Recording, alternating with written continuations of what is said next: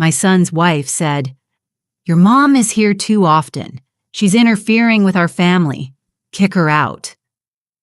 My son said nothing. I silently stood up and left and canceled all the mortgage payments for their house. That same morning, he knocked on my door.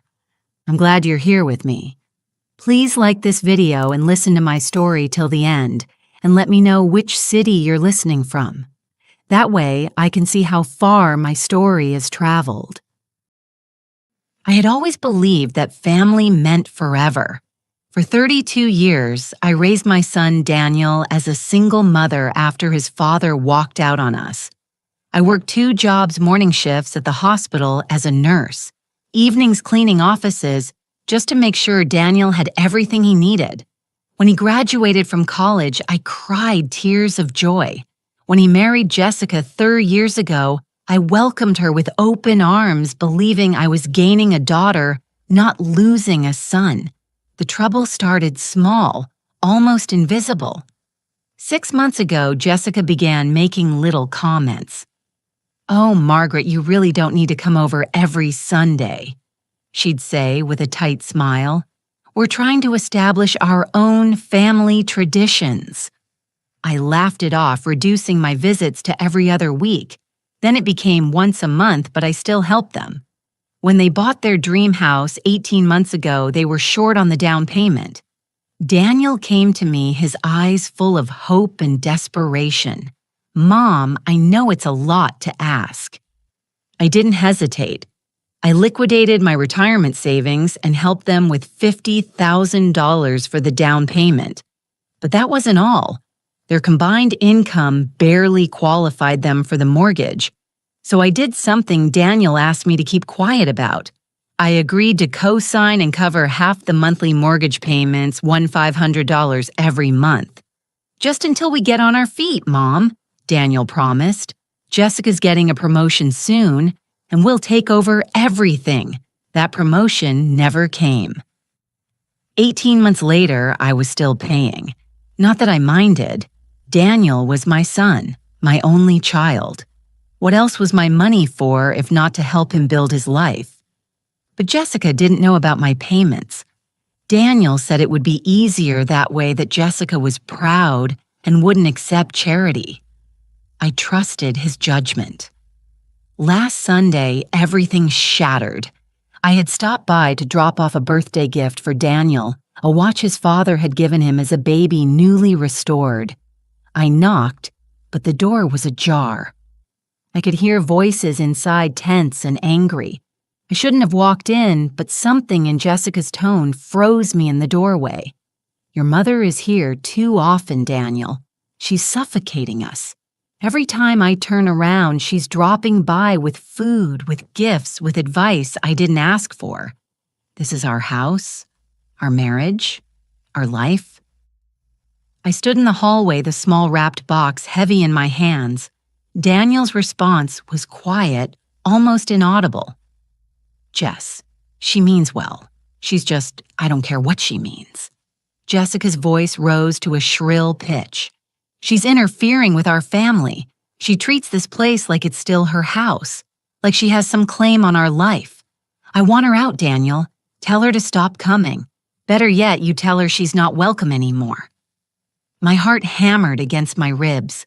I waited for Daniel to defend me, to remind Jessica of everything I'd sacrificed, everything I'd done. The silence stretched out thick and suffocating. "You're right," Daniel finally said, his voice hollow. "I'll talk to her." Something inside me cracked. Not broke, cracked. Like ice over a frozen lake spiderweb out in every direction.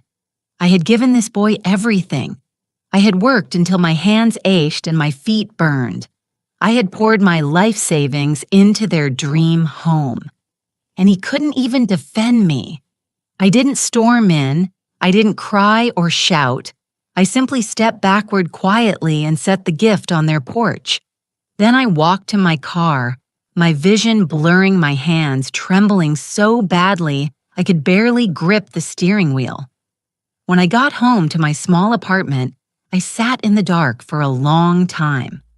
How had I become the villain in their story?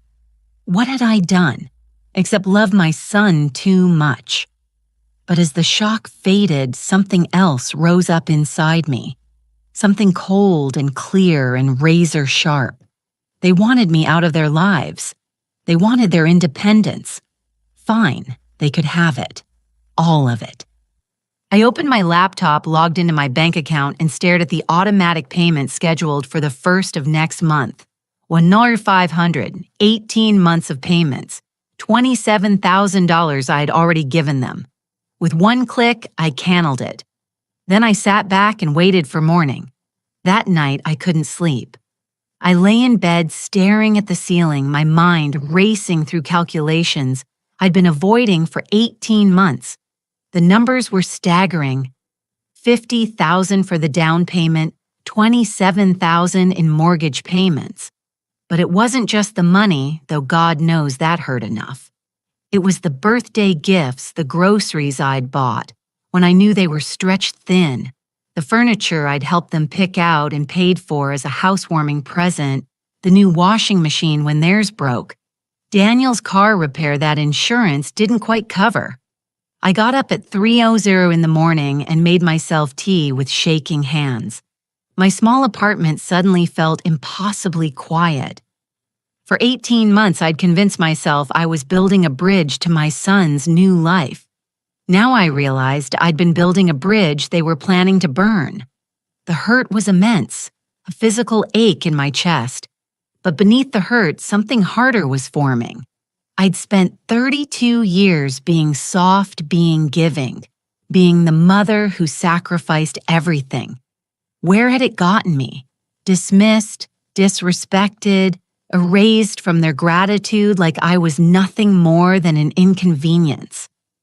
By dawn, my tears had dried. I opened my laptop again and began documenting everything. I was a nurse. I knew how to keep meticulous records. I pulled up bank statements going back 2 years. Every payment, every transfer, every gift over $100. I created a spreadsheet. The total made me feel sick. $83,000. Nearly my entire retirement savings gone, but I was still on that mortgage. I checked the paperwork. Daniel had asked me to sign documents I'd barely read because I trusted my son. There it was. My name right next to his and Jessica's.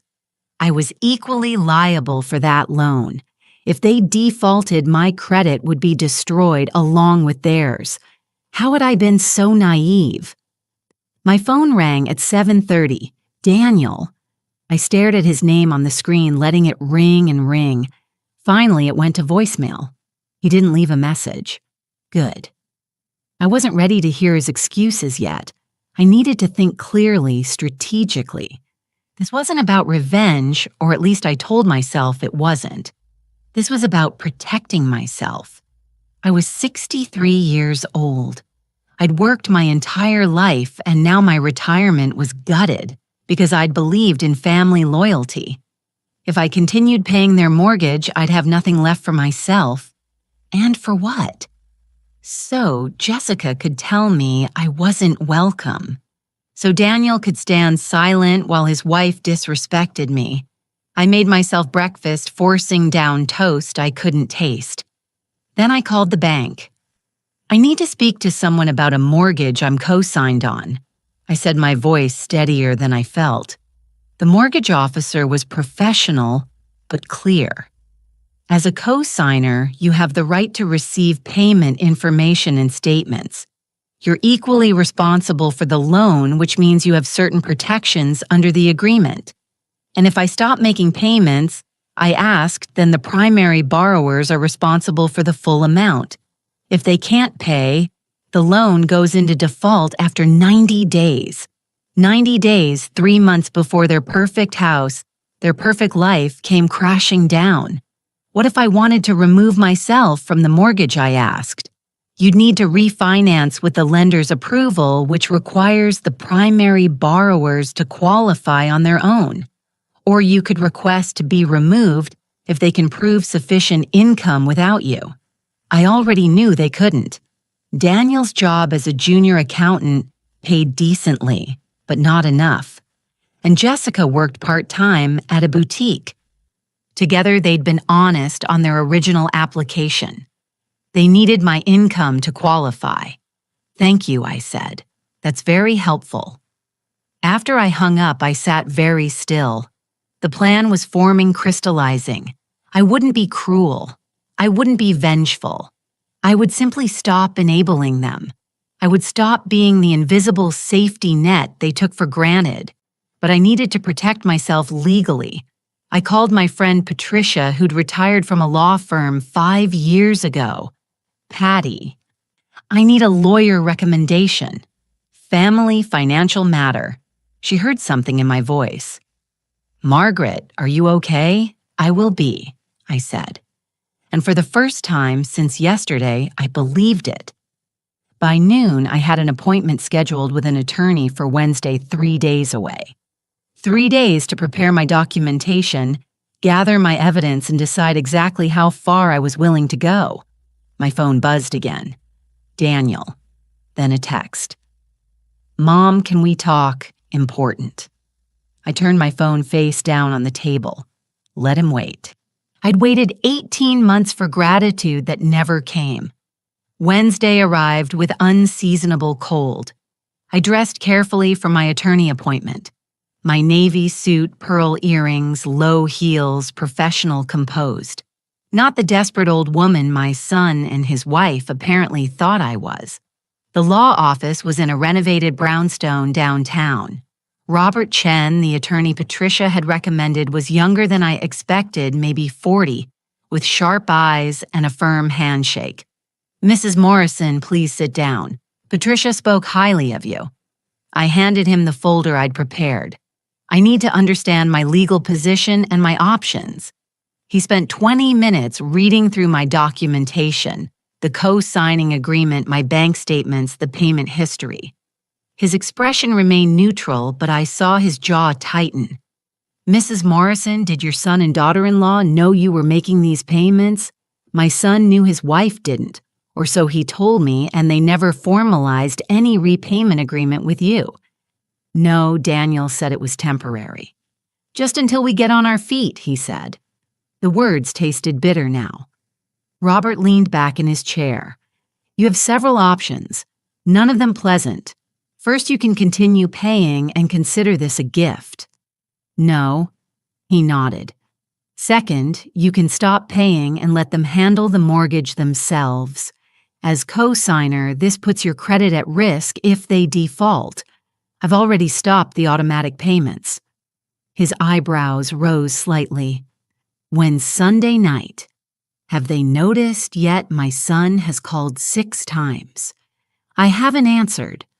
Robert made a note. "Third option, and this is the nuclear one. You could petition to force a sale of the property if they can't refinance without you. Given that you've provided substantial financial support that was never formalized as a loan, you might have grounds to claim a stake in the equity." My hands tightened on my purse. Would that hold up, maybe? It would be messy, expensive, and it would destroy your relationship with your son permanently. I think my daughter-in-law has already accomplished that.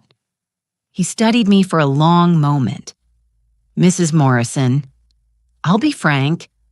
This is family court territory, and family court is brutal. Are you sure you want to go down this road?" I thought of Jessica's voice. "Tell her she's not welcome anymore." I thought of Daniel's silence. "I want to protect myself," I said quietly. "I've given them everything. I won't let them take my security too." "Then here's what I recommend. Let them come to you. You've stopped paying. Eventually, probably within days, they'll realize the money isn't coming. They'll panic. When they do, you'll have leverage. We'll draft a formal agreement. Either they refinance and remove you from the mortgage, or they start repaying you for the payments you've made. What if they can't refinance, then they sell or you force the sale? But Mrs. Morrison, it won't come to that. This is about establishing boundaries and protecting your assets. Sometimes people need a wake-up call to appreciate what they've taken for granted. I left his office with a retainer agreement signed and a plan in motion. Robert would draft the formal demand letter, but we'd wait. Let them sweat first. That evening, Daniel showed up at my apartment. I heard his knock, rapid, urgent, and considered not answering. But I'd never been a coward. I opened the door. He looked terrible. His hair was disheveled, his tie loose. "Mom, thank God. You haven't been answering your phone. I've been busy. We need to talk. Can I come in?" I stepped aside. He walked past me into my small living room, then turned, running his hands through his hair. "Mom, something's wrong with the mortgage payment. The bank called Jessica today saying it's late. Did something happen with your account?" I sat down in my armchair, folding my hands in my lap. Nothing happened with my account. I stopped the payment. The color drained from his face. I canceled the automatic transfer Sunday night to be precise. But Mom, you can't just, we're counting on that money. The mortgage is due. Then I suggest you pay it. He stared at me like I'd grown a second head. "Mom, what's going on? Are you sick? Are you having some kind of..." "I'm perfectly well, Daniel. I'm just done being your secret bank account." His mouth opened and closed. "This is about Sunday, isn't it? You were there? You heard Jessica." "Yes, Mom. She was just upset. She didn't mean, didn't she?" I kept my voice calm, level, because it sounded very much like she meant every word, and you stood there and agreed with her. I was trying to de-escalate. You know how Jessica gets when she's, what, ungrateful, cruel. That's not fair, isn't it? I stood up, my composure cracking just slightly. "I've paid $27,000 toward your mortgage, Daniel. $27,000, not counting the $50,000 for your down payment, not counting everything else I've given you. And your wife wants me out of your life because I'm interfering. She doesn't know about the payments. Then perhaps you should tell her." He looked panicked now. "Mom, please. We can't afford the mortgage without your help. Not yet. Jessica's hours got cut at the boutique. And there were some unexpected expenses. That's not my problem anymore. Please." His voice broke. "Don't do this. We need you. You need my money," I corrected. "There's a difference." The next morning, they both came. I heard the aggressive knocking at 8:00 a.m. and knew before I opened the door that Jessica would be there. I took my time making coffee, letting them knock. Finally, I opened it. Jessica pushed past me without invitation. She was dressed for work, her makeup immaculate, but her eyes were hard. Daniel followed, looking like he hadn't slept.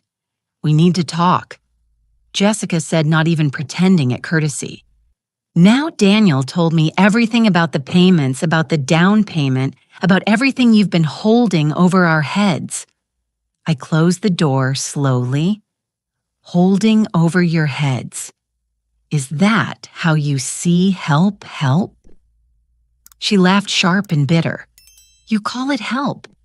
You've been secretly paying our mortgage so you could control us, so you'd have leverage. That's manipulation." "Margaret, not help. I see. So when Daniel came to me, begging for money because you two couldn't afford the house, you wanted that was manipulation. We would have found another way, would you?" I moved past her to my kitchen, pouring coffee with steady hands. "Because from where I stand, you've been living in a house you can't afford with furniture. I bought driving a car I helped repair, and somehow I'm the villain for making it possible." Daniel stepped forward. "Mom, please. We can work this out. Just give us some time to figure out the finances. You've had 18 months. Jessica's face flushed red. "You want to know the truth?" Daniel felt guilty. "That's the only reason we let this go on so long. You've been guilting him his whole life, making him feel like he owes you for raising him. That's what parents are supposed to do, Margaret. You don't get a medal for basic parenting." The words hit like a slap. I set my coffee cup down carefully before my hands could shake. "I see. Basic parenting. Is that what you call working 2 jobs so my son could have clothes without holes? Is that what you call skipping meals so he could take the school trip I couldn't afford? Is that basic?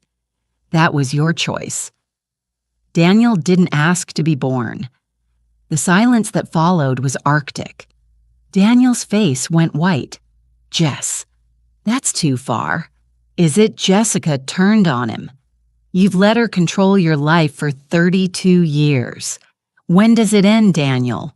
When we're 60 and she's still showing up uninvited, still expecting gratitude for every little thing she's ever done?" I looked at my son. Really. Looked at him. The boy I'd raised was gone. In his place stood a man who couldn't meet my eyes. "Get out," I said quietly. Jessica's eyes flashed triumphantly. "Gladly. But first we need that payment back on schedule. We have a contract." "No," I said, "we have a mortgage agreement that I co-signed, but there's no contract obligating me to pay your share. Check with your lawyer if you don't believe me. I already have." That stopped her cold. You got a lawyer." "I did yesterday. Would you like his number? I'm sure he'd be happy to explain your legal position, which I should mention is quite precarious." Daniel found his voice. "Mom, you wouldn't what? Protect myself. Watch you lose the house." I picked up my coffee again, my hands now perfectly steady. "I haven't decided yet, but I know what I won't do anymore. I won't be disrespected in the home I helped you buy. I won't be called manipulative for loving my son, and I won't continue paying for a life I'm not welcome to be part of." Jessica's face twisted. "You're really going to destroy your own son's life out of spite?" "No, Jessica. You did that when you decided I was the enemy. I'm just refusing to fund it anymore." She stepped closer, her voice dropping to something ugly. "You're a bitter old woman, Margaret. You couldn't keep a husband, so you suffocated your son instead. And now you're alone, because that's what you deserve." The words were designed to wound. They did. But I'd worked in emergency rooms for 30 years. I'd been screamed at, threatened, insulted by people in pain. I knew how to stand my ground. "Get out of my home," I said, "both of you." Daniel reached for me. "Mom," I said, "get out." They left. The door slammed behind them. I stood in my kitchen holding my coffee cup, my whole body trembling now that they couldn't see it. The cup rattled against the saucer. I set it down before it fell. Then I sat down at my kitchen table and cried. Not pretty tears, ugly, choking sobs that hurt my chest. Because despite everything, he was still my son. And Jessica's words, cruel as they were, had found their mark. "You're alone, because that's what you deserve." Was I? Had I really smothered him? Had love become control without me realizing it? But then I remembered Sunday, remembered his silence, remembered 18 months of payments he'd hidden from his wife to protect his pride while accepting my money. Anyway, I wiped my face, blew my nose, and made a decision. I needed space from this distance clarity. I called my supervisor at the hospital and requested a week of personal time. Then I booked a flight to visit my college roommate, Sarah, in Arizona. She'd been asking me to visit for years. I needed to breathe, to think, to remember who I was before I became only Daniel's mother. When I boarded the plane 3 days later, my phone was full of angry texts from Jessica and pleading voicemails from Daniel. I turned it off. For 1 week, I would let them figure out their own mess. Arizona was exactly what I needed. Sarah's sprawling ranch house sat on 5 acres of red rock desert, far from everything that hurt. She took one look at me at the airport and pulled me into a hug. "Jesus, Maggie, you look like hell. Feel like it too." We didn't talk about it that first night. She just fed me her famous chicken enchiladas, poured me wine, and let me decompress. But the next morning, over coffee on her porch, watching the sunrise paint the rocks gold and crimson, she asked, "Want to talk about it?" I told her everything.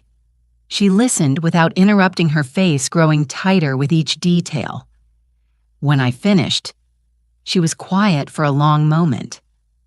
"That ungrateful little bitch," she finally said. I surprised myself by laughing. "Sarah, what, I'm 62 years old. I'll call it like I see it. Your son I feel sorry for. He's weak, but he loves you." Her. She's a manipulative little snake who saw a meal ticket and decided she didn't need the competition. "You think that's what this is, honey. I know that's what this is. I've been married 3 times. I recognize territorial pissing when I see it." She refilled my coffee. "The question is, what are you going to do about it? I don't know.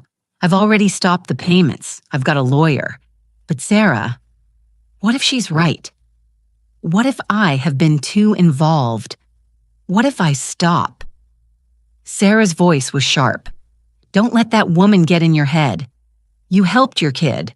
That's what parents do. What you're not supposed to do is let him and his nasty wife treat you like an ATM and then kick you to the curb." We spent the week hiking, talking, and slowly I felt something shift inside me. Being away from the situation gave me perspective.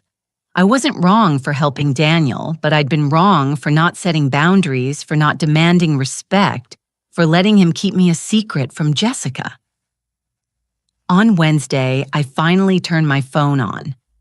37 missed calls, 23 text messages.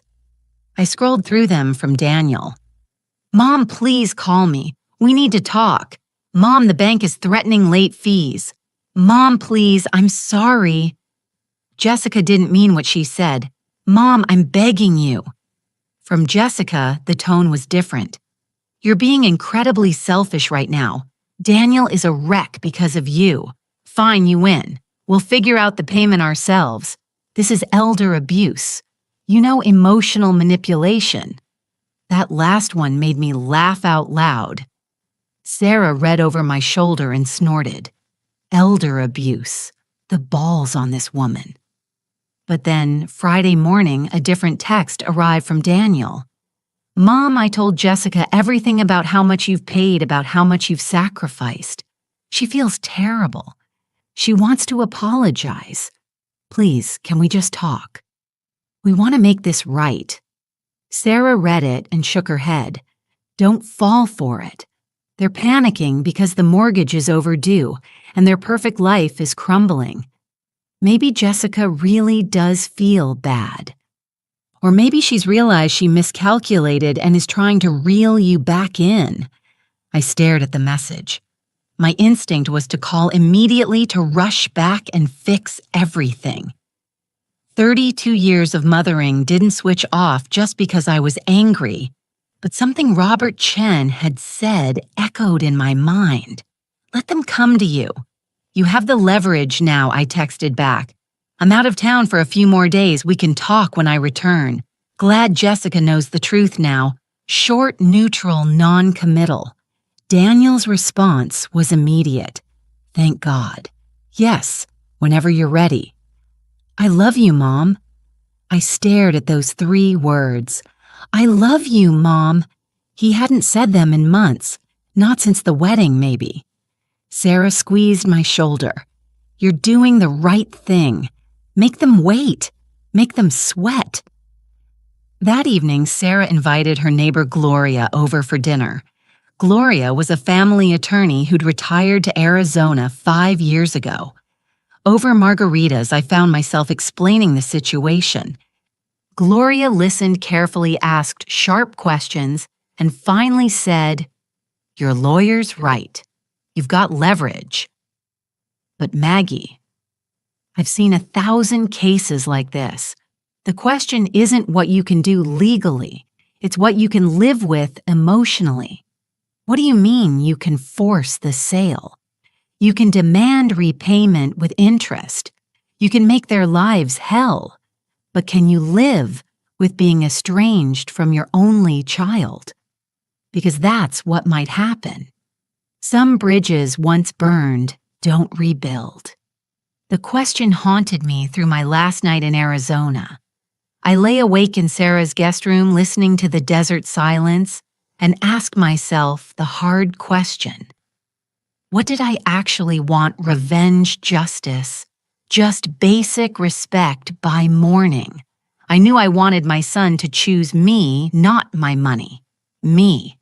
I wanted him to stand up to Jessica and say, "My mother matters." I wanted him to prove that our relationship meant more than convenience. But I couldn't force that. I could only create the conditions where he'd have to decide. I flew home Sunday with my head clear and my heart guarded. Whatever happened next, I would protect myself first. I'd spent 32 years putting Daniel first. It was time to put myself first instead. They were waiting at my apartment when I got home Sunday evening. Both of them sitting in Daniel's car parked outside my building. My stomach clenched when I saw them, but I kept walking, pulling my suitcase behind me. Daniel got out first. "Mom, please just hear us out." Jessica emerged from the passenger side. She looked different. Subdued makeup lighter, her expression carefully arranged into something approximating contrition. "Margaret, I owe you an apology." I stopped at my building door keys in hand. Every instinct screamed to invite them up to hear them out to make peace. But Sarah's voice echoed in my head. "Don't fall for it." "It's late," I said. "I've been traveling all day." "Please," Jessica said, and her voice actually broke a little. "I've been sick over this. What I said to you about your parenting, about you being alone, it was cruel and wrong. I was stressed about money and I took it out on you. You've been nothing but generous to us. It was a good apology, almost perfect. But there was something rehearsed about it, something too smooth." I looked at Daniel. His face was drawn, exhausted, desperate. "Come inside," I said finally. "But just for a few minutes in my apartment?"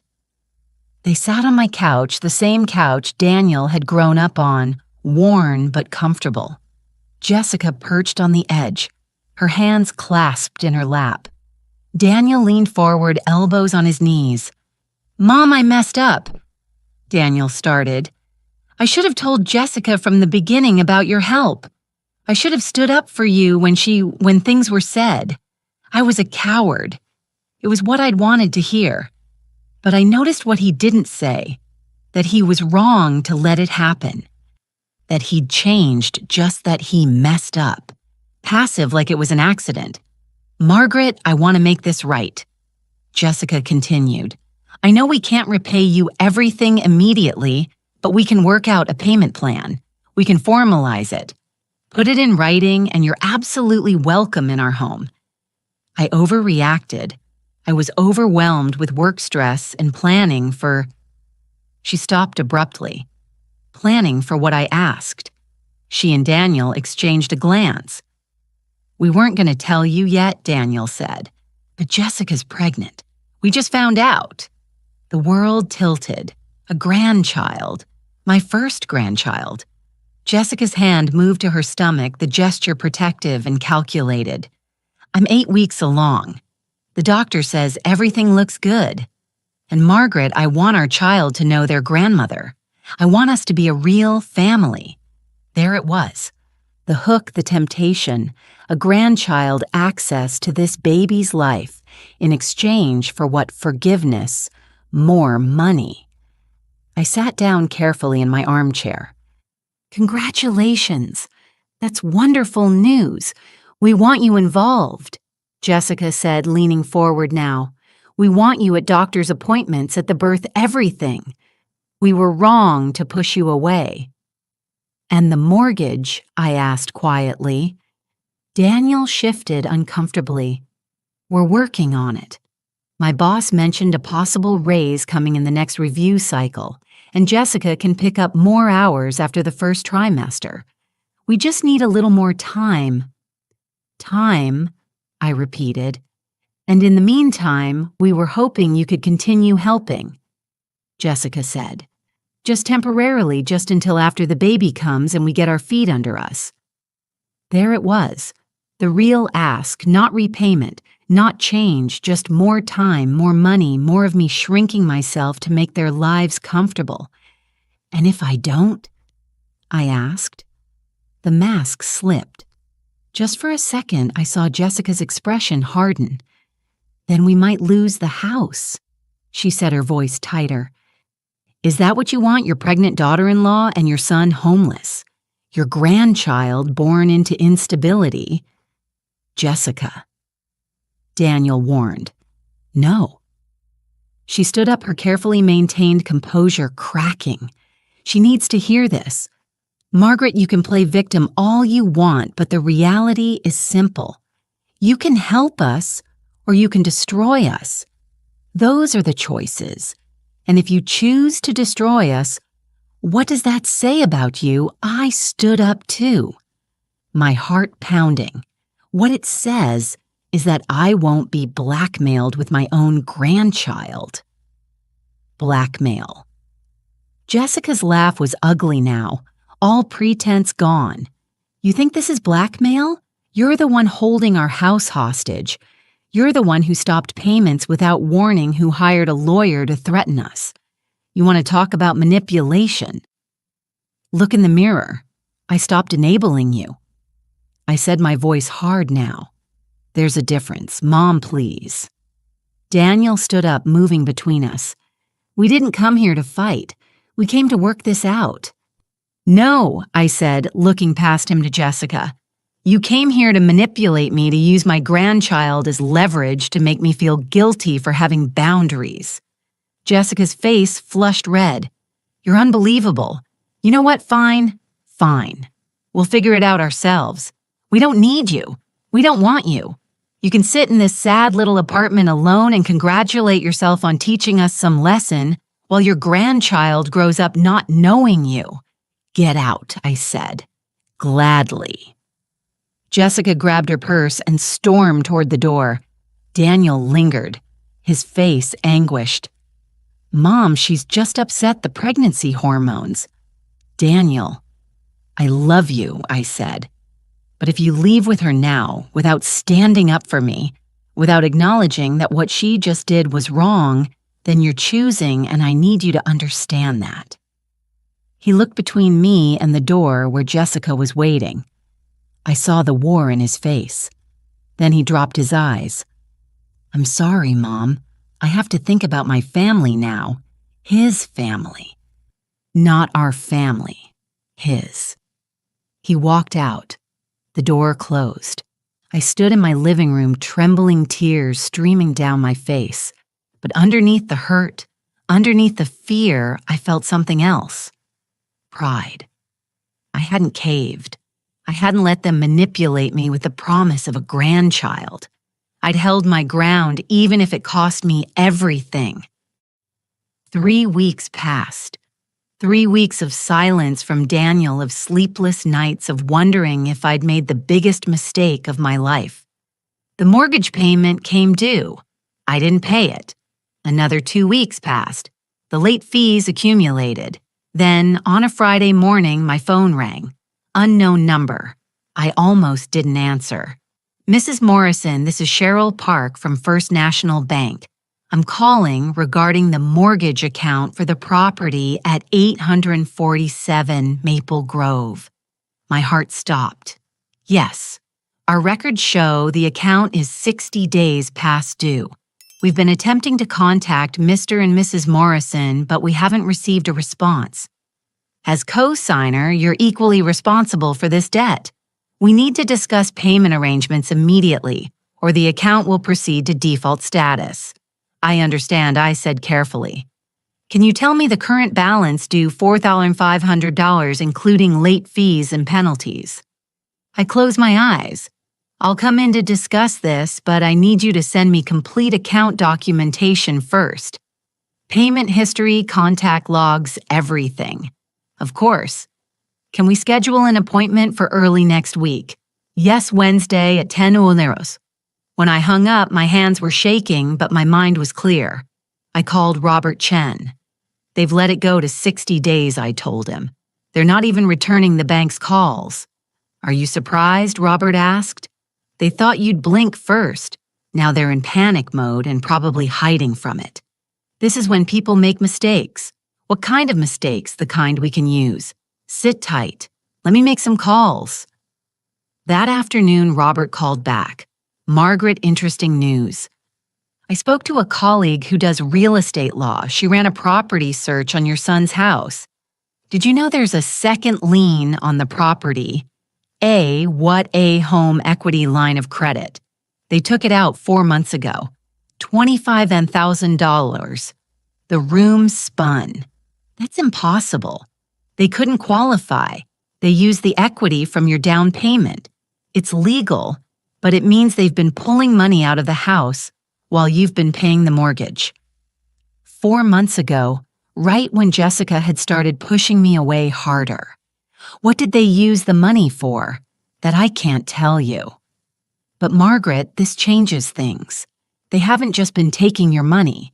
They've been leveraging the asset you helped them build while actively excluding you from their lives. Something cold and final settled into my chest. What are my options now? The nuclear one just became more appealing. With a second lien and 60 days late, they're underwater.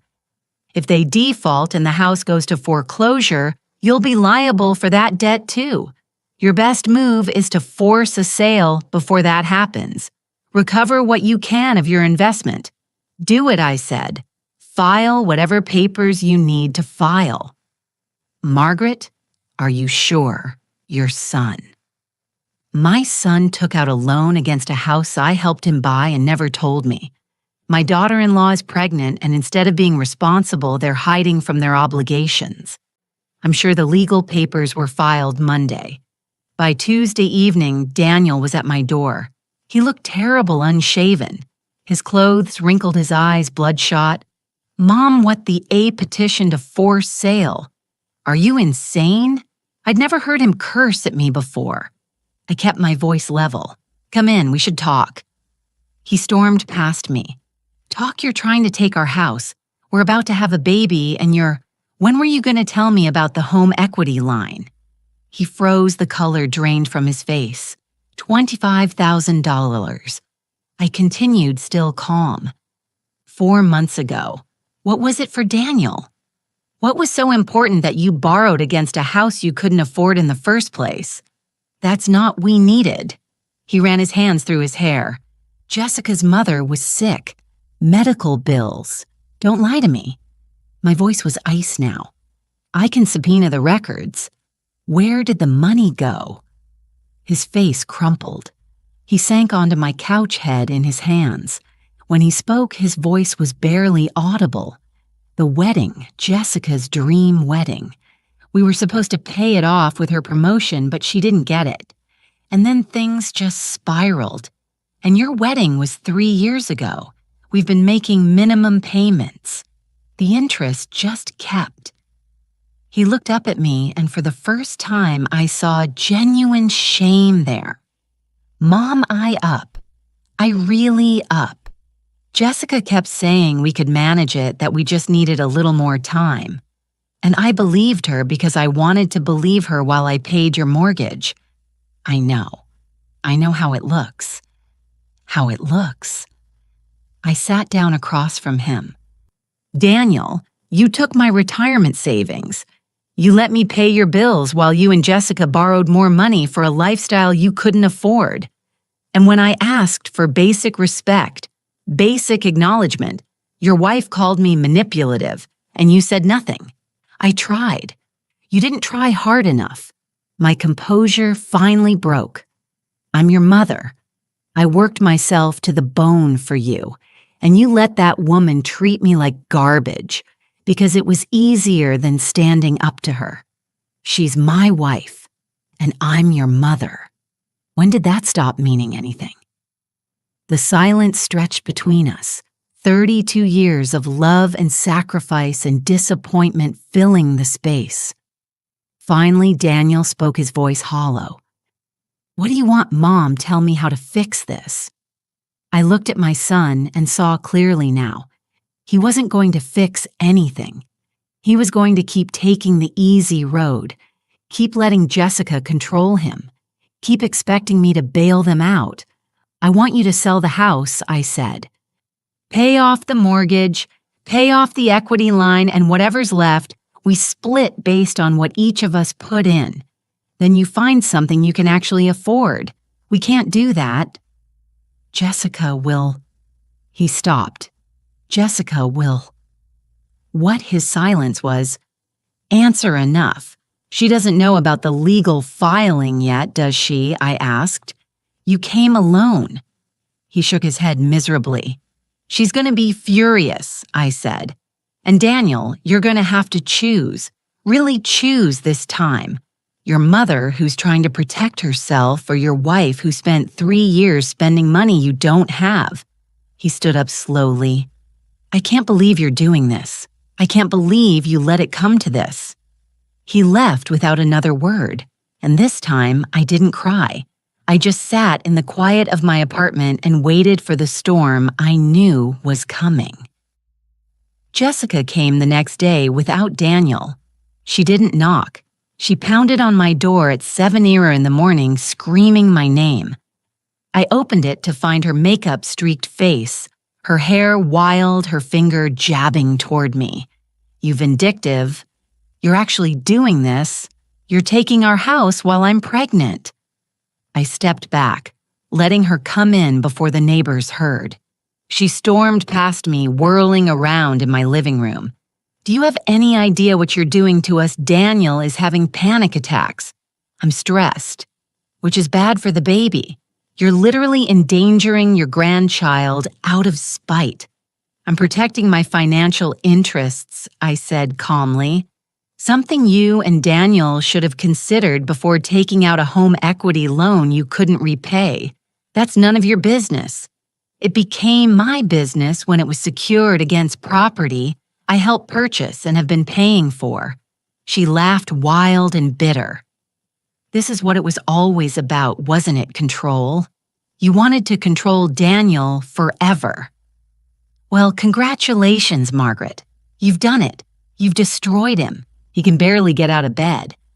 Then perhaps he should have thought about that before lying to me for months. We didn't lie. "You took out a loan against a house I was paying for and never told me. You spent $25,000 on a wedding while I paid your mortgage. What would you call it?" Jessica's face twisted. "You're just jealous. You're a bitter old woman who couldn't keep a man who has no life of her own, who tried to live through her son. And now that he has a real family, you can't stand it." I'd heard these words before. They didn't land the same way now. "Are you finished?" "No." She was crying now, angry tears.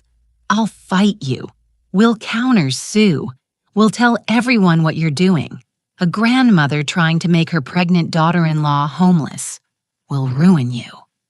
"Go ahead," I said. "Tell everyone.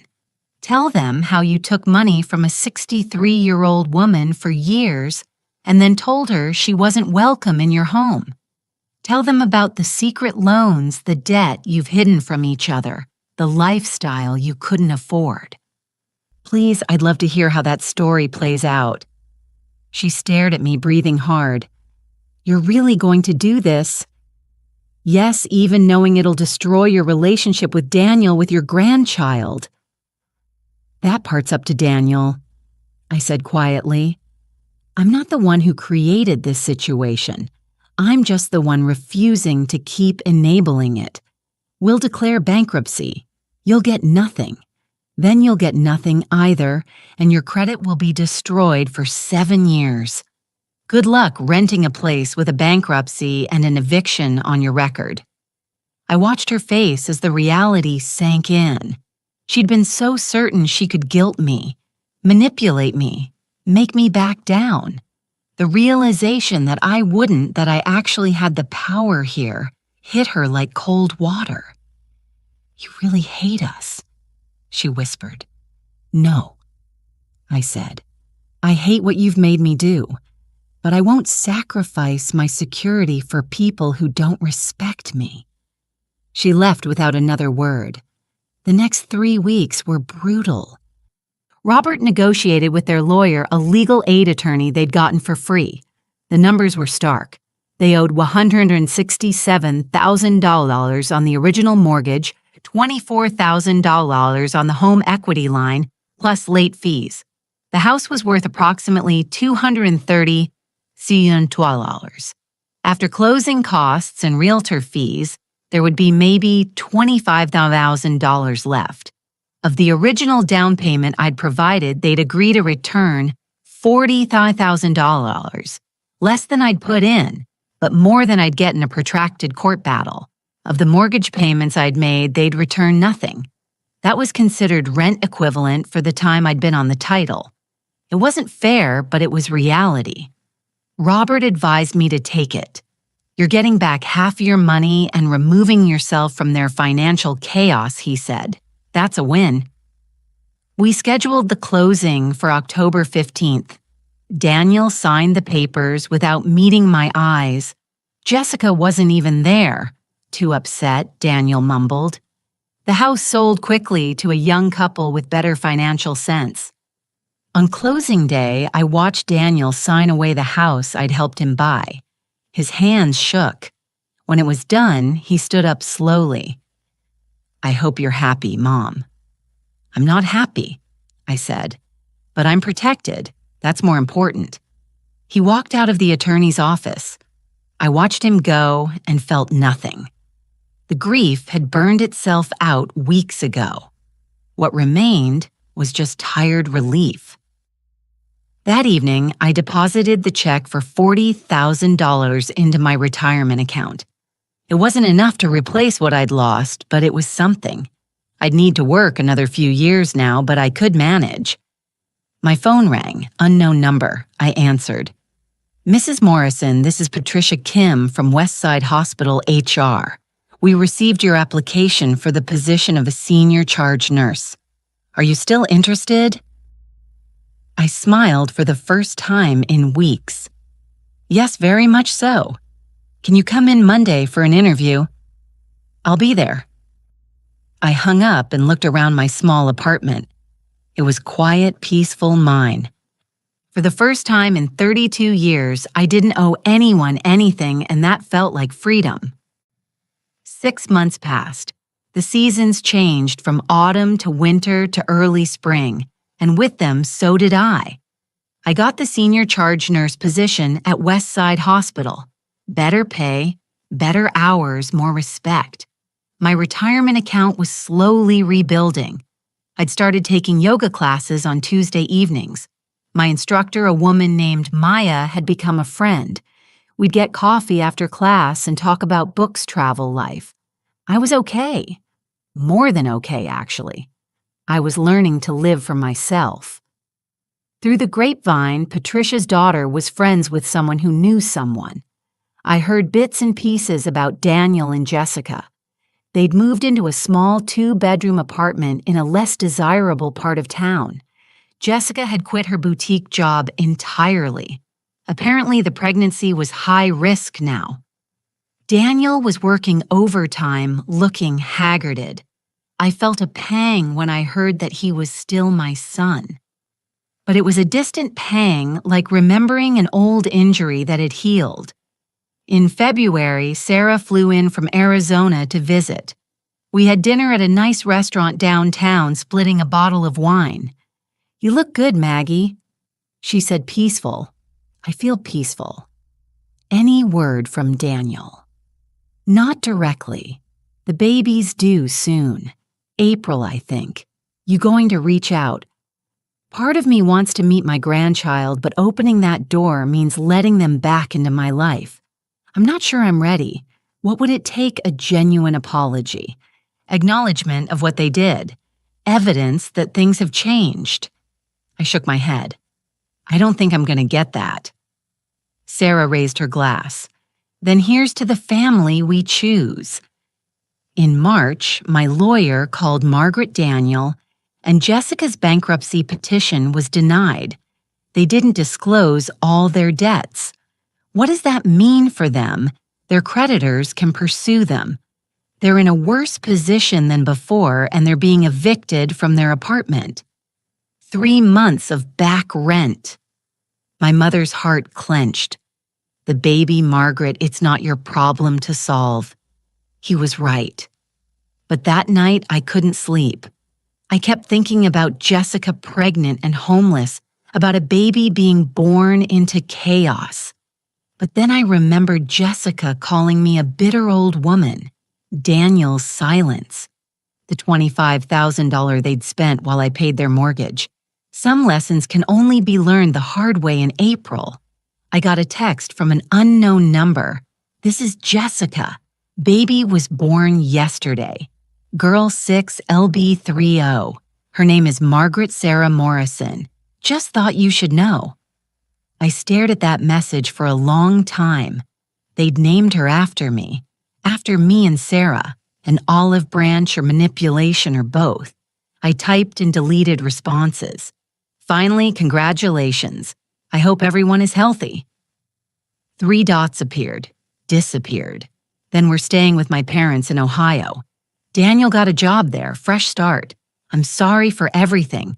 I was wrong about you. If you ever want to meet her, the door is open. The apology I'd wanted, but it came from Jessica, not Daniel. And only after they'd lost everything, I didn't respond. Instead, I went to yoga class. Afterward, Maya invited me to a gallery opening. I went. I met new people. I laughed. I felt light. A week later, Patricia called. Maggie, my son is getting married in June. Would you like to be my +1 Napa Valley? We could make a weekend of it. I'd love that, I said. That night, I looked at my small apartment. The apartment I could afford comfortably now, the plants on the windowsill, the bookshelf I'd assembled myself. This was my life now. Small, quiet mine. And I was happy. The text from Jessica sat unanswered on my phone. Some doors once closed stay closed. Maybe one day I'd meet my granddaughter. Maybe one day Daniel would call instead of having his wife text. But I wasn't holding my breath. And I wasn't holding my life hostage, waiting for them. I'd spent 32 years putting Daniel first. Now I was putting myself first. And that wasn't selfish. It was survival. Looking back now, I realized the hardest thing about setting boundaries with people you love is accepting that they might not love you the same way in return. I'd confused obligation with love, guilt with devotion. Here's what I learned. Helping someone shouldn't cost you everything. Love shouldn't require you to erase yourself. And being a good mother doesn't mean being a doormat. If someone treats your generosity like entitlement, if they demand your sacrifice but offer no respect, you're allowed to walk away, even if they're family. Especially if they're family, what would you have done in my position? Would you have forgiven them? Held your ground. I'd love to hear your thoughts in the comments below. Thank you for listening to my story. Sometimes sharing our truth is the only way to heal from it.